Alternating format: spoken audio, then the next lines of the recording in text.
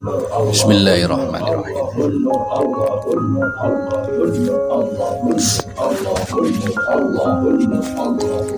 Innallaha wa malaikatahu yusholluna 'alan nabi. Ya ayyuhalladzina amanu shollu 'alaihi wa sallimu taslima. Innallaha wa malaikatahu yusholluna 'alan nabi. Sesungguhnya Allah dan para malaikatnya bersolawat untuk Nabi. Allah dan malaikatnya bersolawat.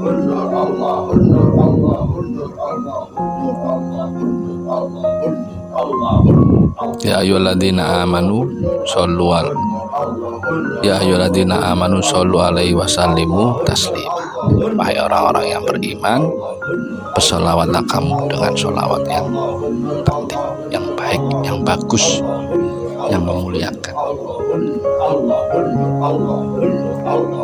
Di dalam kitab Mukasabatul Qulub diterangkan, qala Rasulullah sallallahu alaihi wasallam, Allah telah menciptakan malaikat yang dimana malaikat itu memiliki sayap, dua sayap.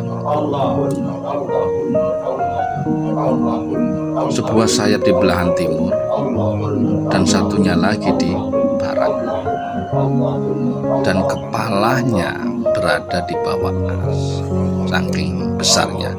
Ini di dalam kitab Mukasabatul. Jadi kepalanya itu di bawah ars, sementara kakinya itu menginjak bumi yang ketujuh. Kakinya dilapis bumi yang ketujuh, atau bumi yang paling bawah. Ia memiliki bulu-bulu,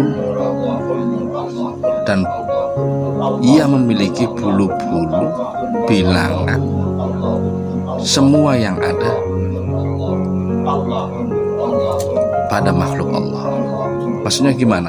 Jumlah bulunya itu sebanyak makhluk Allah. Bulunya itu sebanyak makhluk Allah. Dan saking besarnya wajar lah. Satu sayapnya di timur, satu sayapnya di barat. Maksudnya sampai ujung barat dan ujung timur. Dan kepalanya di bawah ars dan kakinya di bawah lapis bumi yang ketujuh.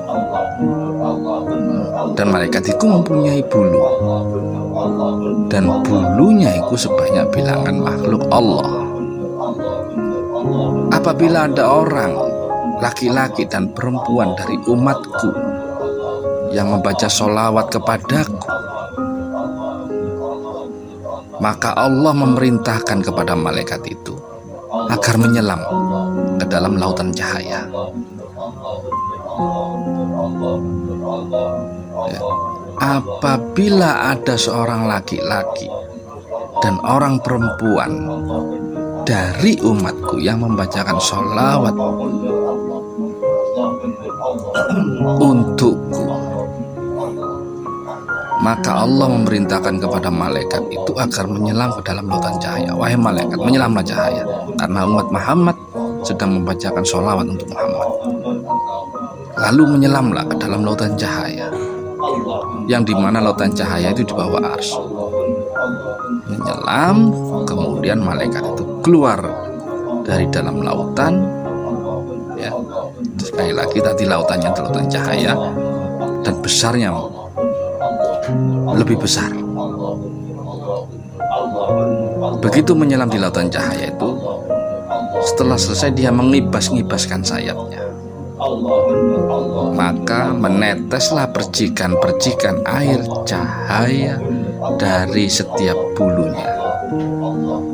Jadi ini menyelam di lautan cahaya ketika umat Rasulullah membaca sholawat, baik laki-laki maupun perempuan. Dia menyelam, kemudian mengibas-ibaskan dari percikan, dari bulu tadi, dari percikan air cahaya, satu percikan Allah menjadikan malaikat yang beristighfar bagi orang yang membaca sholawat sampai yaumul kiamah, sampai hari kiamat. Jadi ketika dia membacakan sholawat, malaikat itu renang di cahaya, lautan cahaya. Kemudian dia mengibas-ibaskan, itu satu sholawat. Jadi tetesan itu berapa tetes? Setiap bulu satu tetes kali makhluk yang ada di bumi. Dari tetesan itulah Allah menciptakan satu malaikat. Nah itu berapa juta tetes? Membulunya semua makhluk Allah dikibas-kibaskan.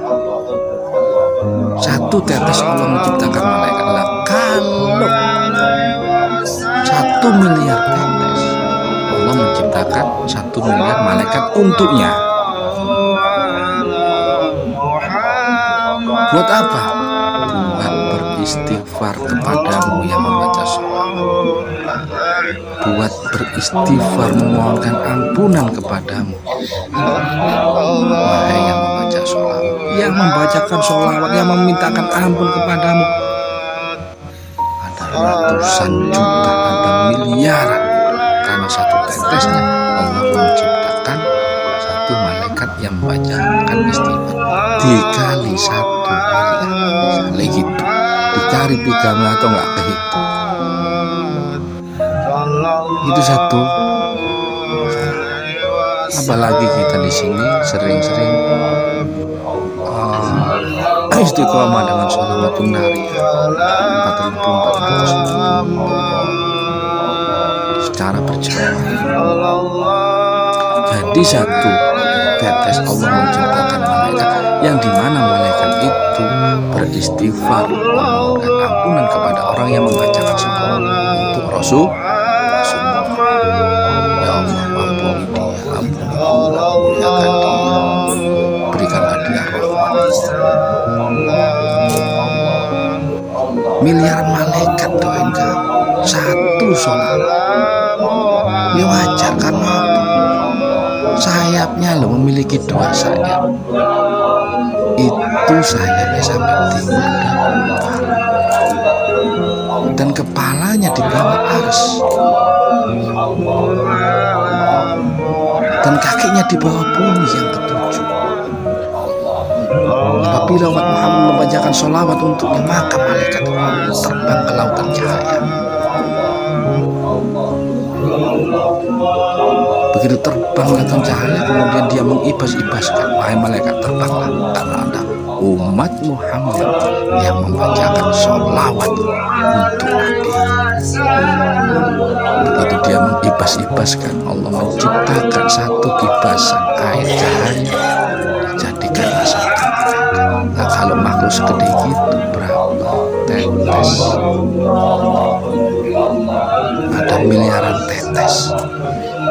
Allah menciptakan miliaran malaikat. Untuk apa? Untuk mengistighfarkan, untuk membacakan sholawat untuk ya Allah ampuni dia, miliaran orang, ya Allah rahmati dia, ya Allah sayangi dia. Sampai kapan? Sampai hari kiamat, sampai yaumul kiamat.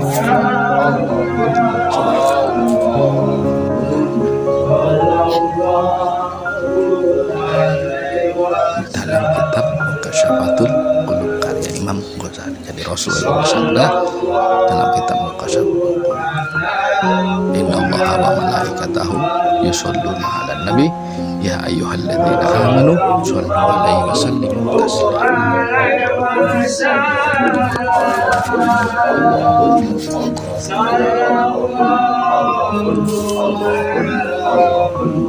An Abdullah ibn Mas'ud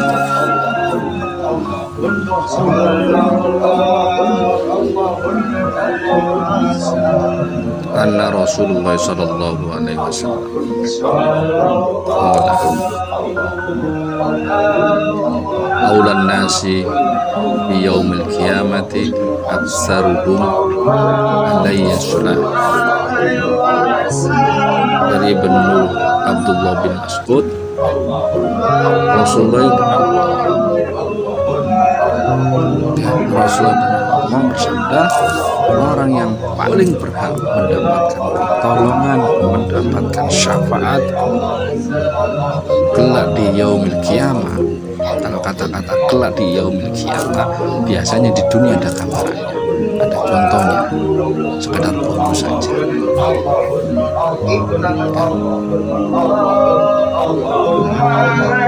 Orang yang paling berhak aulan nasi biyaumil qiyamah, orang yang paling berhak mendapatkan syafaat kelak di hari kiamat adalah orang yang paling banyak membaca sholawat untuk semakin banyak dia membaca sholawat ya, apalagi rutin, apalagi istiqomah, dia yang paling berhak mendapatkan syafaat Rasulullah. Hasil kuncinya itu, ya ayyuhalladzina amanu shollu alaihi wasallimu taslima. Wahai orang-orang yang beriman, diwajibkan pula atasmu untuk bersolawat dengan solawat yang memuliakan, dengan solawat yang takdim, solawat penghormatan.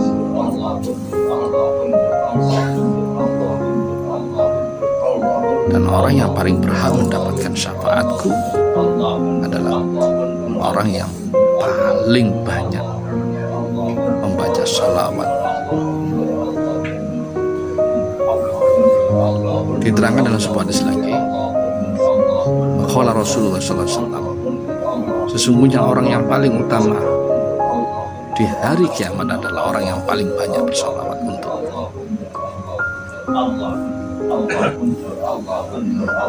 jadi buahnya ini hadis-hadis tentang keterangan-keterangan tentang sholawat.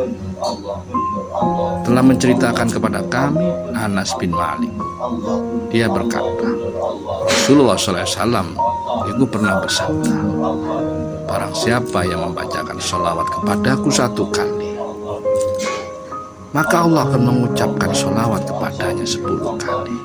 Sampai mengucap sholawat ala Rasulullah, Allahumma sholli sholatan kamilatan wa sallim salaman tahaman ala sayyidina Muhammadin dan halubil qad dan fariju bil qurab, dan seterusnya. Atau Allahumma sholli ala sayyidina Muhammad, atau sallallahu ala Muhammad, terus alfu alfi sholati wa alfu alfi salamin alaika ya sayyidal mursalin. Allah akan membacakan kepada 10 sholawat rahmat,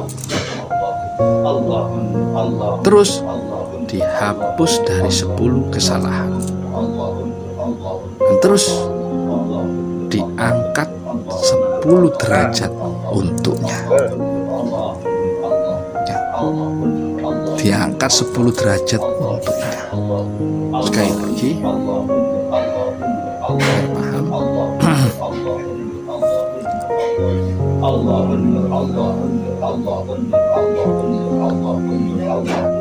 Dari Anas bin Malik, dia berkata, Rasulullah itu pernah ngomong, Rasulullah itu pernah bersabda, barang siapa yang membacakan sholawat untukku 1 kali, maka Allah akan mengucapkan sholawat untuknya 10 kali. Dan 1 dibalas 10, terus masih ditambahi, dihapus darinya 10 kesalahan, masih ditambah lagi, terus istiqomah ditambah lagi Allah, terus dia istiqomah sholawat ditambahin lagi Allah, dan ia diangkat derajatnya 10 derajat. Subhanallah. Hadis riwayat Sahih,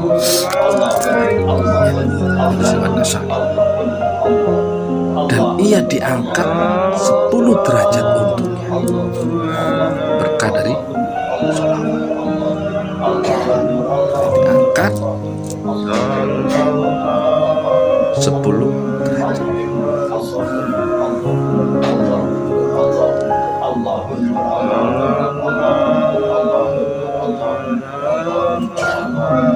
Diterangkan pula mengenai masuk sholawat. Barang siapa yang bersolat padaku di setiap hari Jumat, maka sebanyak 40 kali, maka Allah menghapus semua dosa-dosa.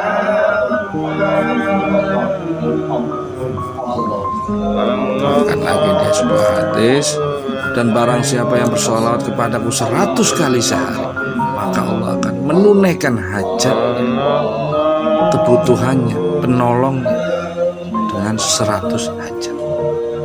100 kali sholawat, 100 kali hajat dituntaskan. 70 untuk hajat akhiratnya dan 30 untuk hajatnya di dunia. Double-double. Pernah suatu ketika ada seorang ibu mendatangi tokoh ulama waktu itu, insya Allah Syekh Hasan Basri. Syekh Hasan Basri ini ulama waktu itu masih bertemu dengan Sayyidina Ali. Tapi kalau ulama tasawuf itu ya dia yang pertama, karena dia masih pernah bertemu dengan Sayyidina Ali. Pada suatu ketika ada seorang ibu-ibu mendatangi Syekh Hasan Basri. Udah menjadi ulama. Sedangkan waktu bertemu Sayyidina Ali itu, Sayyidina Ali udah tua, sedangkan Syekh Hasan Basri masih anak. Nah, ibu-ibu ini kemudian bertanya kepada Syekh Hasan Basri, "Wahai Syekh, aku ingin melihat bagaimana Allah memperlakukan anakku yang sudah meninggal, yang di alam kubur." Jadi dia memohon, ya apa caranya supaya aku dikasih Allah, dikasih tahu Allah keadaan anakku di alam kubur, wahai Syekh Hasan Basri. Kemudian Syekh Hasan Basri memberikan amalan dan sebuah doa. 3 hari kemudian ibunya kembali lagi kepada Syekh Hasan Basri dan menceritakanlah bahwa dia melihat putrinya sedang disiksa, mukanya kosong, hangus, terus tubuhnya hangus. Dia melihat seperti itu. Kemudian ibu itu pulang. Entah berapa minggu kemudian Syekh Hasan Basri itu mimpi setelah kedatangan ibu-ibu itu. Setelah ibu-ibu itu menceritakan tentang mimpinya. Karena kita nggak pernah bisa bikin mimpi, itu emang semua kehendak. Karena tak ada satu orang pun yang bisa mampu membuat mimpi.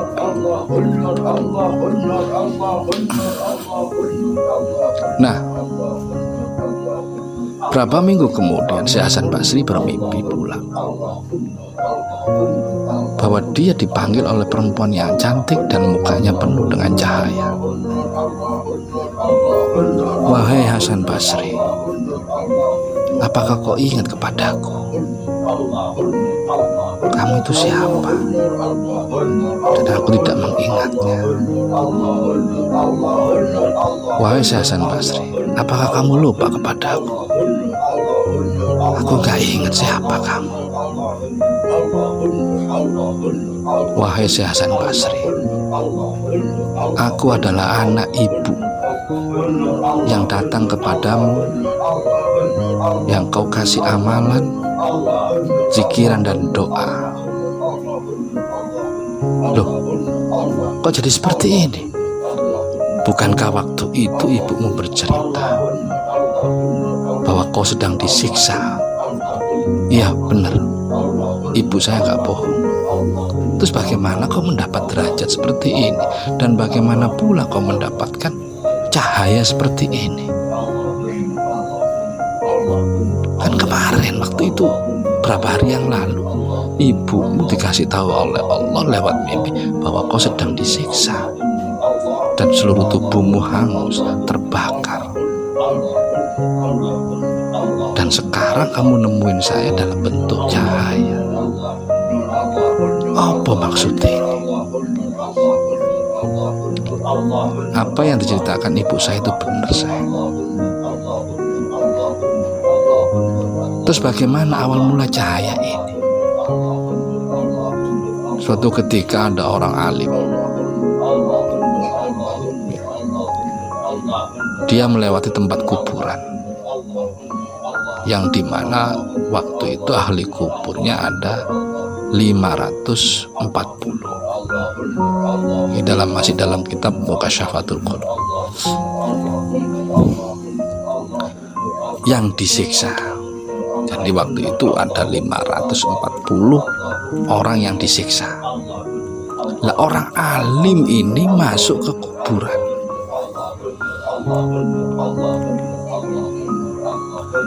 Kemudian dia duduk sebentar, lalu dia membacakan sholawat dengan niat, berikanlah pahala ini untuk orang-orang yang ada di kuburan ini, untuk orang-orang yang ada di alam kubur ini. Dan demikianlah aku mendapatkan ini aturan, berhak kami mendapatkan siksa. Tapi karena ketulusan orang alim itu dan karena kasihannya orang alim itu, dia kemudian baca sholawat dengan niat agar pahala sholawatnya diberikan kepada orang-orang yang berada di kuburan ini. Maka kami, termasuk saya mendapatkan berkah seperti ini. Sehingga disampaikanlah kepada orang-orang yang mau tersiksa itu, dikasih sholawat. Karena emang tujuannya bukan khusus kepada aku, tapi ditunjukkan kepada seluruh yang ada di kuburan itu, sekitar 540. Ini diantara kehebatan sholawat, bisa menghapuskan dosa, bisa menjauhkan dari siksa kubur, bisa mengkabulkan hajat. Allahumma sholli sholatan kamilatan wa sallim salamatan ala sayyidina Muhammadin wa tanfa'u bil qurbat wa bil wajbatun ala bir wa husnul khawatim ihtasul wa ala alihi wa sahbihi fi kulli lamhatin wa nafasin bi hadhihi ya sayyidi ya Rasulullah, ya sayyidi ya Rasulullah, ya Muhammad ya Habibullah. Wabillahi taufiq wal hidayah. Wassalamualaikum warahmatullahi